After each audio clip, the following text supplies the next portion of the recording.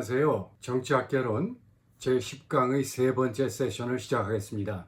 이미 말씀드린 것과 같이 오늘 강의는 종강에 해당됩니다. 그래서 지금까지 우리가 논의해온 여러 가지 이야기들을 간단히 정리해보는 그런 시간을 갖도록 하겠습니다.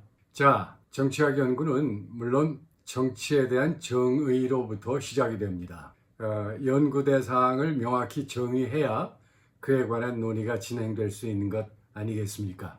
그런 측면에서 우리는 지금까지 하나의 정의를 유지해 왔습니다. 즉 정치란 사회 구성원 모두가 자신의 바람직한 삶을 영위하기 위해서 필요로 하는 자원을 사회로부터 동원해내고 끌어내고 그것들을 정당한 힘에 의해서 힘에 따라 배분하는, 나누는 그런 작업이다.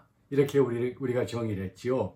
그러니까 간단히 말해서 사회적 가치 혹은 사회적 자원의 권위적 배분이라는 정의를 우리는 지금까지 수용해 온 것입니다. 자, 그와 같은 정의 위에 우리는 일단 한 나라의 정치 현상을, 한 사회의 정치 현상을 가장 크게 총체적으로 바라보는 틀에 관해서 논의해 보았습니다. 그 틀의 이름은 여러분 기억하시겠지만 정치 체계, 즉 political system입니다. political system이 어떤 역할과 기능으로 구성되어 있고 왜 그런 역할과 기능이 필요하며 그것들이 어떠한 방식으로 서로 연결되어 있나, 다시 말해서 정치 체계의 기능과 그들 사이의 구조에 대해서 논의해 보았습니다.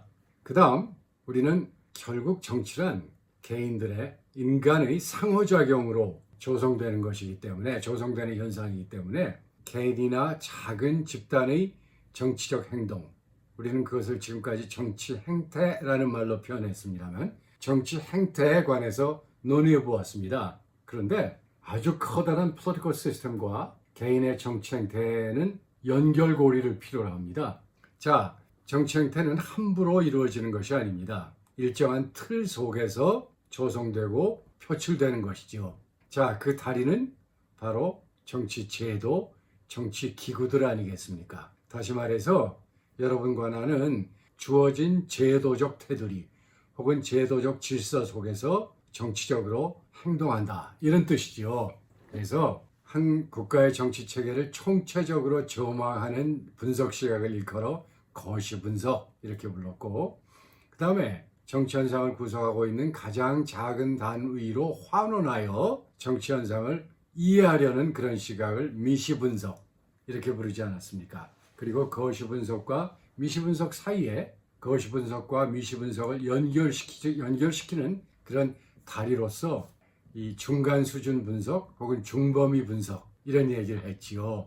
그래서 우리는 정치 체계에 관해 논의해 보았고, 정치 체계의 구조와 기능과 움직임에 관해서 논의해 보았고, 다음으로 정치 체계가 그에 따라 움직이는 제도적 질서에 관해서 논의해 보았습니다. 의회 얘기도 했고 선거 얘기도 했고 정당 이야기도 하지 않았습니까? 그리고 마지막으로 결국 정치 현상은 인간의 상호작용으로 말미암아 조성되는 현상이라는 측면에서 개인의 정치 행태에 관해서 살펴보았죠. 물론 여러 가지로 이 제한된 환경 또 시간 때문에 깊은 얘기를 하지는 못했습니다만, 여러분께서 정치학의 거시 분석, 중간 범위 분석, 그 다음에 미시 분석에 가지고 있는 가장 기본적인 틀, 시각은 이해하셨으리라고 생각합니다. 자, 우리는 또 정치 체계는, 또 개인은 진공 속에서 행위하는 것이 아니죠. 정치 체계의 움직임도 그렇고 개인의 정치 행위도 그렇고 주어진 환경 속에서 작동하는 것 아니겠습니까?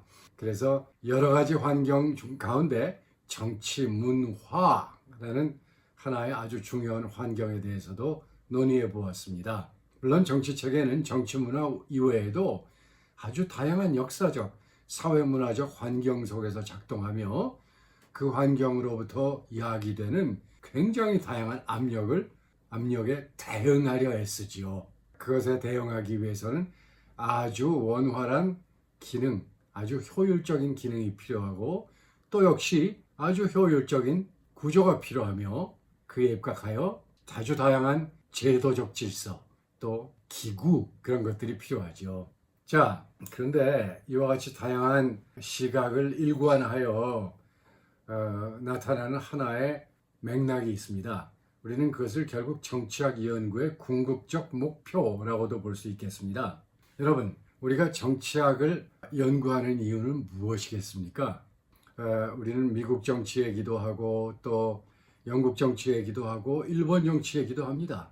특히 정치학의 굉장히 중요한 분과 중에 하나인 비교 정치 영역에 있어서 우리는 다양한 사회, 다양한 국가의 정치 현상을 거시적으로 혹은 미시적으로 혹은 중간 수준의 시각을 가지고 논의하고 또 그 특징을 찾아내고 비교하고 그렇게 하거든요. 그런데 그것은 결국 한국 정치가 어떻게 진행되어야 하는가라는 하나의 테마에 전부 회귀된다 이런 이야기지요. 우리가 정치학을 공부하는 이유는 우리 사회, 한국의 가장 바람직한 정치 질서, 정치 제도, 그리고 정치 문화, 더 나아가 바람직한 정치 행태의 유형을 찾아내기 위해서입니다. 보다 구체적으로 한국 사회의 가장 민주적인 그런 정치 제도와 정치 질서, 정치적 조직과 기구들, 문화, 그리고 개인의 정치 행태를 안착시키기 위해서 무엇이 필요한가? 아주 쉽게 말해서 정치 체계의 움직임의 측면에 있어서나 다양한 정치 제도의 디자인과 또 운영에 있어서나 혹은 개인의 정치 행태에 있어서나 비단 절차적인 민주주의뿐만 아니라 본질적인 민주주의까지 확립하기 위해서가 아니었나 이렇게 생각을 합니다. 여러 번 얘기했습니다만 우리가 지금 지향하고 있는 민주주의는 혹은 민주주의 이념은 두 가지 맥락에서의 원리를 갖고 있습니다. 첫 번째, 사상적인 원리로서 자유와 평등이 있습니다. 그리고 자유와 평등을 실천하기 위한 원리로서 정치 참여와 정치적 책임성의 확보가 있지요. 이 두 가지의 원리, 즉 민주주의의 사상적 원리와 실천적 원리가 우리 정치 사회 내에 구현되기 위해서 과연 어떤 정치 제도가 필요한가, 어떤 정치 질서가 필요한가, 어떤 정치 문화가 필요한가, 어떠한 유형의 정치 행태가 필요한가를 규명하기 위해서, 찾아내기 위해서, 다시 말해서 한국의 실질적인 민주화를 위해서 우리는 정치학을 공부하는 것이라고 말할 수 있겠습니다. 다른 나라 정치에 대해서 연구하는 것은 결국 우리나라 정치의 민주화를 위해서가 아니겠습니까? 또 이와 같은 커다란 목적 하에 하나의 학문 혹은 과학으로서의 정치학 연구가 지향하는 바가 무엇이냐? 이것도 제가 강의 중에 여러 번 얘기했습니다만 정치학 연구뿐만 아니라 보다 폭넓게는 사회과학 연구 그리고 더 범위를 넓혀서 모든 과학 연구의 목표는 딱 하나입니다. 무엇입니까? 늘 이야기합니다만 why? 라는 질문에 대한 답을 찾는 것입니다. Y는 연구 대상이 되는 현상이지요. 예를 들어 Y가 정치 체계의 움직임일 수가 있습니다. 정치 체계가 굉장히 안정적으로 운영되고 있다. 왜 그런가? 어떤 원인이 이러한 체계의 안정적 운영을 가능케 하는가? 혹은 정치 체계가 굉장히 불안하다면 그와 같은 불안정을 이야기하는 인자들, 원인들은 무엇인가를 우리는 규명하려 합니다. 또 분석 수준을 level of analysis라는 말을 썼죠. 한 단계 낮추어 우리는 제도의 움직임에 초점을 맞춥니다.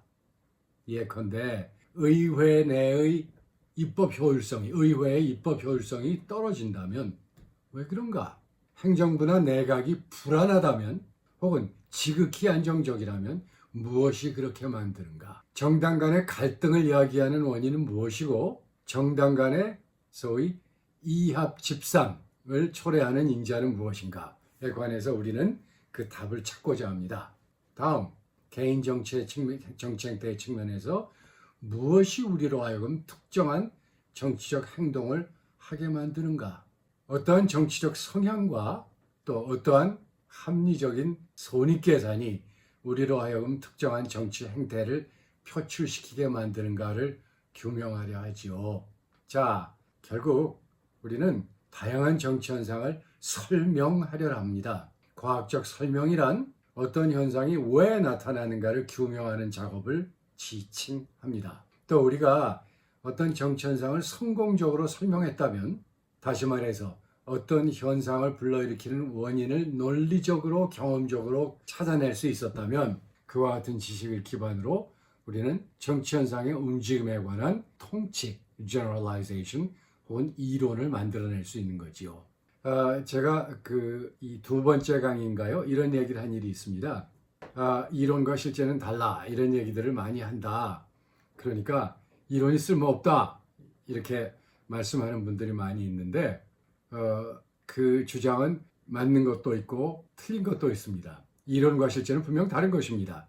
그렇다고 해서 이론이 필요 없는 것은 아니지요. 이론이란 결국 실제 현상을, 우리가 경험적으로 관측하는 현상의 움직임과 역동을 설명해내기 위한 도구이기 때문입니다. 이 도구가 있어야지 우리는 실제로 우리의 눈앞에서 전개되는 다양한 맥락에 있어서의 정치 현상을 설명하고, 다시 말해서 어떤 정치 현상이 나타나는 원인을 규명하고, 또 그와 같은 설명에 입각하여 예측도 할 수 있는 것이죠. 따라서 과학으로서의 정치학은 다른 과학과 마찬가지로 대상의 논리적이며 경험적인 서술, 그 다음에 설명, 그리고 예측, 이 세 가지를 목적으로 합니다.